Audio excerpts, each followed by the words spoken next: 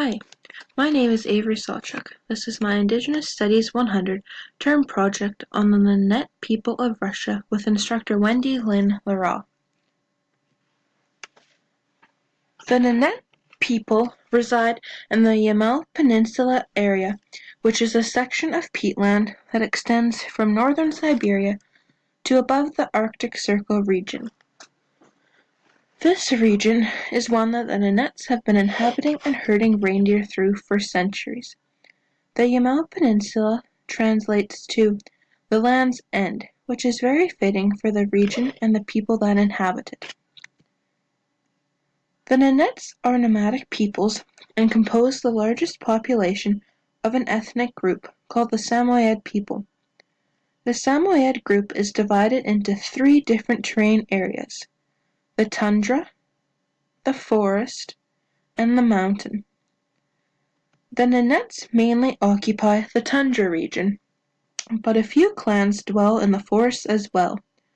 Currently, the Nenet population is well over 45,000 people. The Nenets' language is in danger of becoming lost as it is only spoken by a small number of the population, and the modern children are rarely learning their language. Something interesting about their language is that there are no words for sorry, thank you, or love.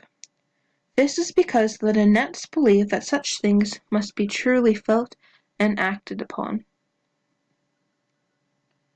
The Nenets live in small clan-like bands that are divided amongst their paternal clan names. Each clan shares burial and sacrificial grounds, as well as clan symbols and signs. The lifestyle of the Nenet people relies heavily on teamwork from all family members. The Nenet women handle most tasks except for reindeer herding, such as chopping wood, keeping their fires going, cooking meals, sewing, building their tents, and taking care of the children. The Nenet men are mainly in charge of herding the reindeer year-round. The children may help with easier tasks around their camps and are allowed to adventure and play freely as there are no looming dangers. The Nenet people live in tent-like structures called shooms, which are quite similar to the teepees that the First Nations peoples in Canada lived in. The shooms consist of 25 to 30 poles that support the structure. These are set up using an ancient technique that has been nearly perfected over many years of trial and error. They are built very solidly and are so durable that they are able to withstand the harsh climate and wind gusts, as well as the frigid temperatures that are often around -50°C. All of the shooms have at least 2 reindeer skin layers, with up to 4 layers in the colder winter months. The very first layer that is placed on the structure is placed on the inside, while the last layer is placed with the fur on the outside of the shoe. Just one of the layers takes around 80 reindeer skins, so a 4-layered shoe could use up to 320 skins or more. The inside of the shooms are furnished with a large wood stove, which is used mainly for the purpose of cooking, as there is not enough wood available to keep the stoves running day in and day out. The Nenets use sleds to transport their goods and belongings as they travel. At night, they keep their sleds close to their shooms. The diet of the Nenet people is mainly composed of reindeer meat. The meat is eaten raw, frozen, and boiled. They also often consume fresh reindeer blood because it is rich in vitamins. When the Nenets kill reindeer, they do so by strangulation so they do not lose any blood. A herd composed of 70 to 100 or more reindeer is able to sustain everything needed for a household, such as clothing, footwear, shooms, lassos, harnesses, thread, and tools. The Nenets also eat white salmon and muksun fish when they have access to abundant fishing sources. In the summer months, they also enjoy mountain cranberries. How the Nenet people use reindeer as an abundant food source and also as a resource, is similar to how the First Nations people in Canada use the buffalo so resourcefully and respectfully. Today, the Nenet people still wear their traditional clothing, although it has been slightly modernized.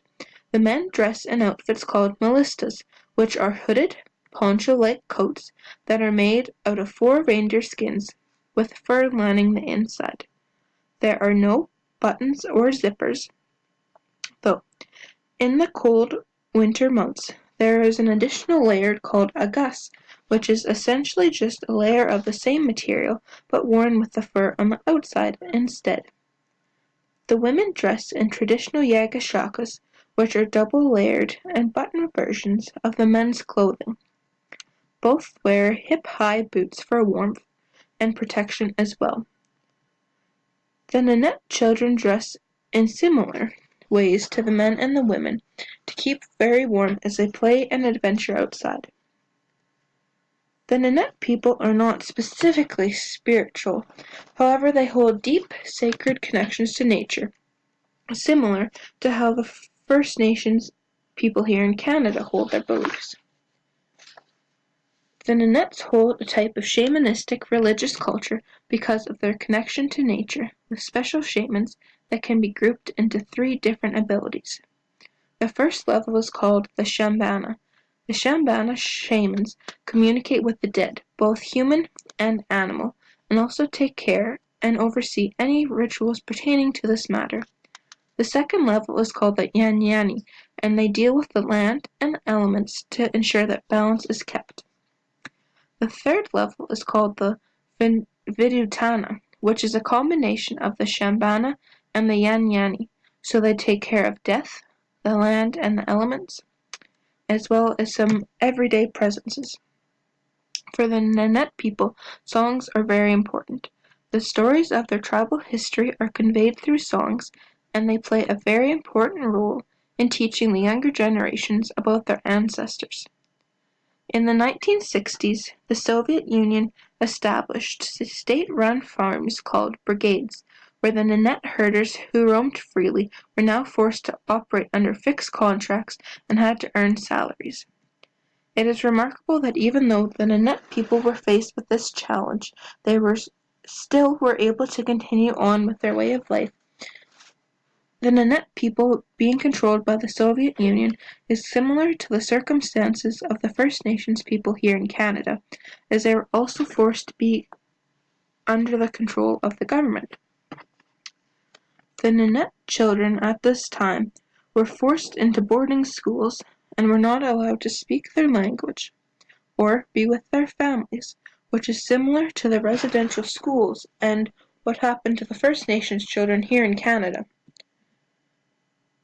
Since the very beginning of the Nenet people's history, they have always lived a nomadic lifestyle, and they have traveled along the migration patterns of the reindeer. Now, today, the migratory patterns are being disrupted by the construction of roads, railroads, and pipework, as their sacred Yamal Peninsula is also home to the world's largest gas reserve. Work has been ongoing since 2008, and the pollution and garbage produced by this has been making the reindeer sick. One herder, Sergei Hudi, said that, quote, "We are afraid that with all these new industries, we will not be able to migrate anymore, and if we cannot migrate anymore, our people may just disappear altogether." End quote.